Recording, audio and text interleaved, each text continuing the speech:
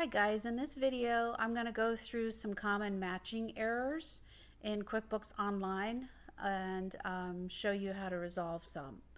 So in these bank feeds, we're looking at QuickBooks suggested match on a banking transaction, and I happen to know that the bank account is reconciled for March. So when you look at these bank feeds, you have to pay really close detail to this EDI, the bank detail, which unfortunately you can't see unless you actually open the transaction. So if you look at this, it says, oh, okay, I found a match. It matches the amount, blah, blah, blah. But you have to look at two things, actually multiple things. One is the date. So 3/29/2024 is the date. And the check that's in QuickBooks is posted 4/12.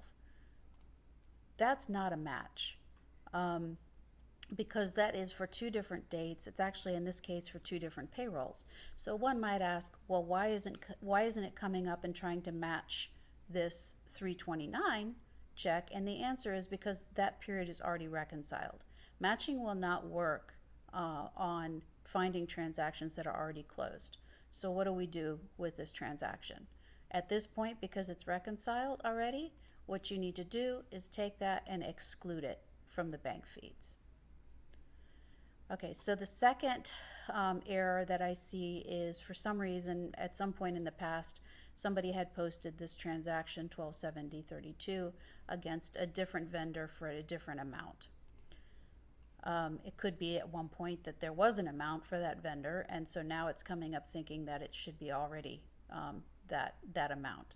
So here's another very common and very dangerous error, because this will lead to completely misposted transactions in the ledger. So again, you can't see this information until you actually open it. When you open the transaction, it says, you read the bank detail, it says EDI payments. It's further, we know that this is a payroll related transaction. It is not bank service charges that go to bank card customer. This has nothing to do with the actual bank text detail.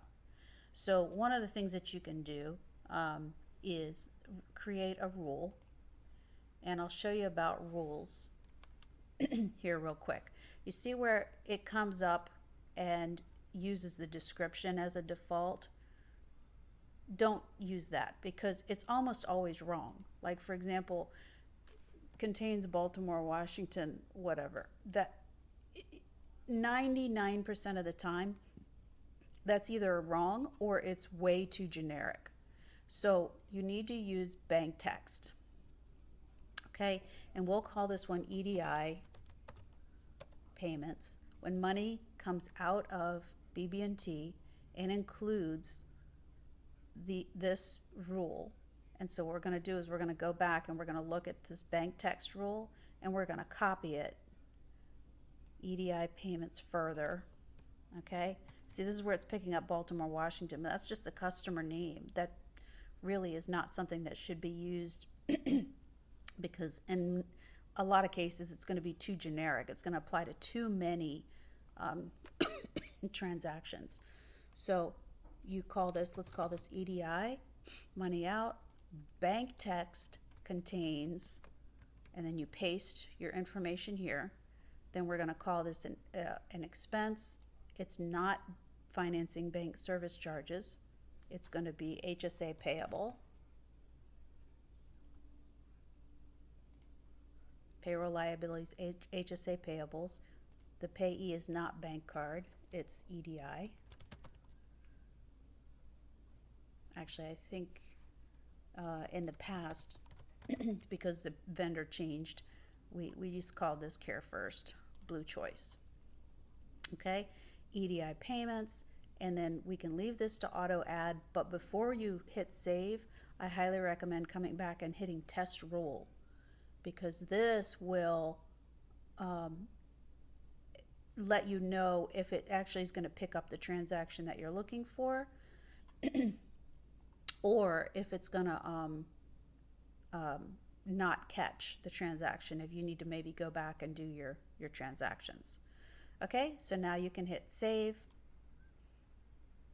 and then boom. So those are should be posted now to the ledger, and now you can match these. So 415, 415, match, rule applied HSA.